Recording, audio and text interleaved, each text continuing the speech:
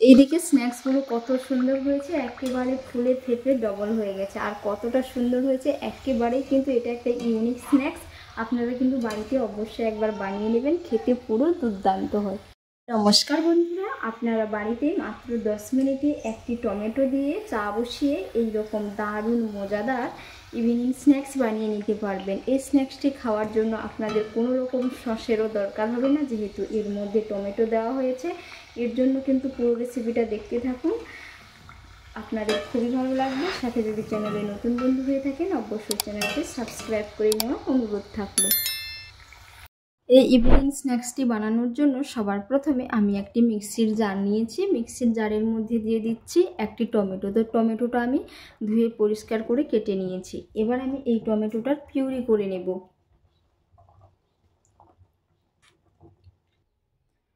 টমেটোর puree ready হয়ে গেছে। এবার আমি একটি বাটির মধ্যে ঢেলে নিচ্ছি। এইদিকে আমি একটি প্লেট নিয়েছি, প্লেটের মধ্যে দিয়ে দিচ্ছি ছোট কাপ মেপে 1 কাপ সুজি। তো এই কাপেরই মাপ করে দিয়ে দেব 1 কাপ ময়দা। এখানে আপনারা ময়দার পরিবর্তে গমের আটাও অ্যাড করতে পারেন। ময়দাটা আমি একটু চালিয়ে নিচ্ছি। আর বন্ধুরা, প্রতিদিনের মতো কে কোথা থেকে রেসিপি দেখছেন অবশ্যই কমেন্ট করে জানাবেন। যদি রেসিপি ভালো লেগে থাকে অবশ্যই একটি লাইক করে দেবেন। সাথে চ্যানেলের নতুন বন্ধু হয়ে থাকলে অবশ্যই চ্যানেলটি সাবস্ক্রাইব করে নেওয়ার অনুরোধ থাকলো। এবার আমি দিয়ে দিচ্ছি এর মধ্যে পরিমাণ মতো লবণ। এবার আমি ময়ামের জন্য দিয়ে দিচ্ছি 1 চামচ ঘি। এখানে আপনারা চাইলে সাদা তেলও দিতে পারেন। এবার আমি সমস্ত উপকরণগুলো ভালো করে একসাথে মিশিয়ে নেব।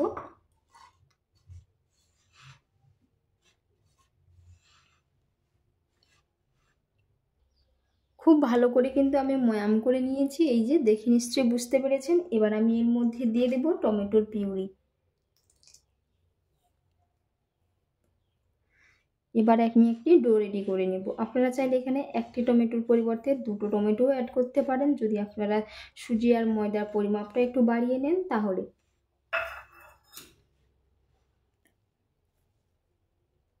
এর মধ্যে আমি কোনো রকমের জল অ্যাড করলাম না, টমেটোর পিউরি দিয়েই কিন্তু খুব সুন্দর করে একটি ডো রেডি হয়ে গেছে। এবার এটাকে আমি এক সাইডে রেখে দিয়ে আমি এবার একটি সেদ্ধ আলু নিয়ে নেব।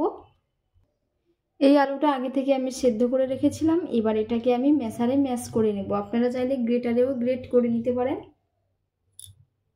আমি একটি পটেটো ম্যাশার নিয়েছি, এটা দিয়ে খুব ভালো করে একেবারে মিহি করে ম্যাশ করে নেব।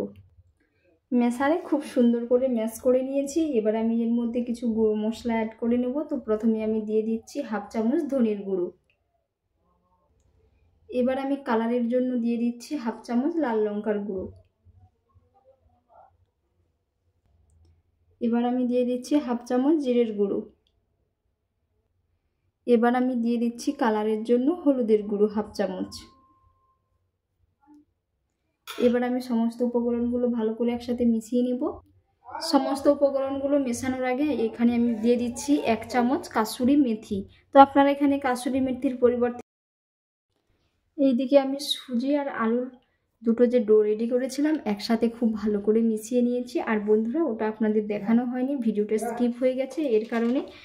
এবার আমি এর মধ্যে অল্প করে 2 চামচের মতো ময়দা অ্যাড করে নেব। ডোটা এই যে হাতের মধ্যে চ্যাটচ্যাট করছে, লেগে যাচ্ছে, এর কারণে। আপনারা চাইলে আটাও দিতে পারেন। 2 চামচ ময়দা দিয়ে দিলাম। এবার আমি ভালো করে মিশিয়ে একটি ডো রেডি করে নেব। আর বন্ধুরা, এখানে আমি লবণ আর দিলাম না, আগে থেকে সুজির ডোটা যে রেডি করে রেখেছিলাম ওর মধ্যে কিন্তু আমি পরিমাপ করে লবণটা দিয়ে রেখেছি। এবার আমি এগুলোর একটি শেপ দিয়ে দেব। এর জন্য হাতের মধ্যে একটু তেল লাগিয়ে নিচ্ছি, যাতে না হাতে লেগে যায়। আপনারা কিন্তু আপনাদের পছন্দ অনুযায়ী এখানে শেপ দিতে পারেন। এখানে আমি দিয়ে দেব পটলের মতো করে। এরকম করে কিন্তু আমি শেপটা দিয়ে দেব প্রত্যেকটা স্ন্যাক্স।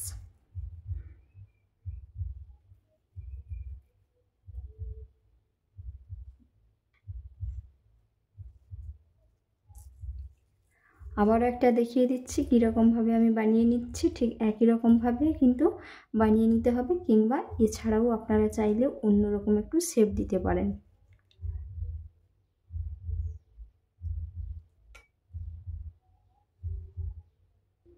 সমস্তগুলো আমি ঠিক একই রকমভাবে বানিয়ে নিয়েছি। এবার আমি একটি কর্নফ্লাওয়ারের গোলা বানিয়ে নেব। এবার আমি এর মধ্যে নিয়ে নিয়েছি 2 চামচ কর্নফ্লাওয়ার। এবার আমি এর মধ্যে দিয়ে দিচ্ছি পরিমাণ মতো জল। তো এখানে কিন্তু আমি 2 চামচ কর্নফ্লাওয়ার নিয়েছি। আপনাদের বাড়িতে যদি না কর্নফ্লাওয়ার থাকে আপনারা কিন্তু এখানে ময়দাও দিতে পারেন। সাথে দিয়ে দেব অল্প করে একটু লাল লঙ্কার গুঁড়ো।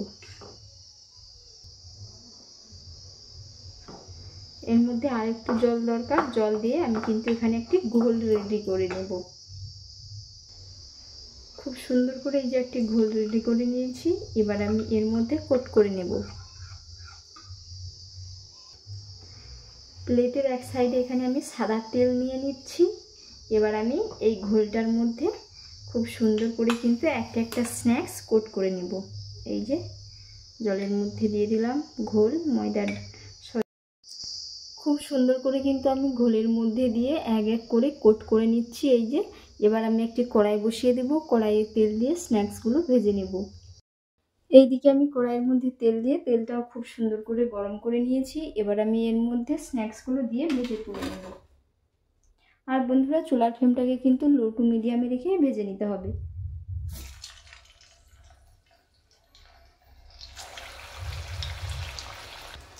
সাথে এইরকম করে কিন্তু আমি একটি ছুরির দ্বারা উল্টো পিঠে এইরকমভাবে দাগ কেটে নিচ্ছি। এরকম করলে কিন্তু দেখতে সুন্দর দেখায়, এর কারণে আমি দাগ কেটেছি। আপনারা চাইলে নাও দাগ কেটে নিতে পারেন। এবার আমি এক পিঠ উল্টে নেব। এরকম উল্টে পাল্টে গ্যাসের ফ্লেমটাকে লো টু মিডিয়ামে রেখে, আপনারা যদি চূড়াতে বানান চূড়াতেও ঠিক একই রকমভাবে লো টু মিডিয়ামে রেখে খুব সুন্দর করে লাল লাল মুচমুচে করে ভেজে নিতে হবে।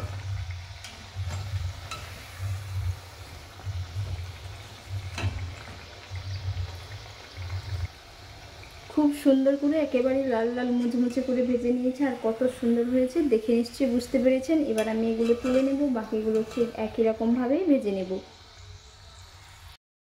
এক করে আমি সমস্ত স্ন্যাক্সগুলো বানিয়ে নিয়েছি। আর কত সুন্দর হয়েছে দেখে নিশ্চয়ই বুঝতে পেরেছেন। স্ন্যাক্সগুলো একেবারেই কিন্তু মুচমুচে হয়েছে, খেতে পুরো দুর্দান্ত হয়। আর এতক্ষণ পুরো রেসিপি দেখার জন্য আপনাদের অসংখ্য অসংখ্য ধন্যবাদ থাকলো। আপনাদের সাথে নেক্সট অন্য একটি রেসিপিতে দেখা হচ্ছে। আপনারা সকলেই ভালো থাকবেন, সুস্থ থাকবেন। ধন্যবাদ।